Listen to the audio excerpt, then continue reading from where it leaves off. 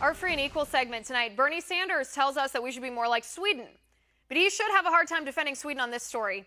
Sweden's Social Democratic Party has proposed banning all religious schools and what is being called, and rightly so, an aggressive assault on Sweden's Catholic community. This is the reality of socialism, though, where any social institution that challenges the moral authority of the government then becomes enemy number one. And it happens in countries like Sweden, the democratic socialist utopia that it is, where government actually does have more power than the people, just like Bernie Sanders wants to bring here to America. With me now, founder of ReaganBabe.com, Megan Barth. Megan, thanks for being here. Anytime, Liz. Thank you. Megan, this is a perfect example, I think, of why Bernie Sanders' vision for our country, democratic socialism that he stands for, it's incompatible with the America that we know. It's incompatible with our Constitution. Yeah, absolutely. And let's just break down what's happening over in Sweden specific to this religious ban. Christian schools have been in Sweden for 1,000 years. There are a total of 71 religious schools, 59 of them Christian, 11 of them Muslim, and 1 Jewish school. Now, it's interesting to note, 8 years ago, there were 3 Jewish schools in Sweden, but that number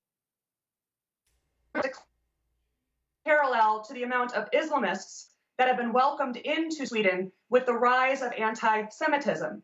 Now, what's also interesting about this religious ban of religious schools is that Jewish schools are exempt. The 1 Jewish school is exempt. Now, why is that? Because Muslims do not want to go to school with Jewish kids. There is a problem when they are integrated into a public school. So the rise of anti-Semitism, as well as the fact that Muslim schools were segregating female students from male students in a bus, as well as in the school, led to the Socialist Party rising up and then banning all religious schools instead of simply pointing out that misogyny and sexism will not be tolerated in Swedish society. Right, it's absolutely incredible, but this is what happens when the type of government that you have in your country gives the rights to the government to loan to the people as privileges that can be given or revoked, instead of acknowledging, like we do in our country, that rights are God-given, they are people's first, and the government merely exists to protect our rights. This is what happens. I mean, I know it sounds preachy to say, look at Sweden, we told you so, we told you socialism wouldn't work. This is exactly what happens, though. Well, right, and of socialist doctrine, there is a demand for the destruction of the nuclear family, as well as all faiths. Thereby, the government becomes the nanny as well as the God to the people. And so, of course, Bernie Sanders and his fellow socialists in the Democrat Party, as well as his followers, want a secular society. But the problem with a secular society is that time and time again, when you look at secular societies, fundamentalism and extremism rises within those societies.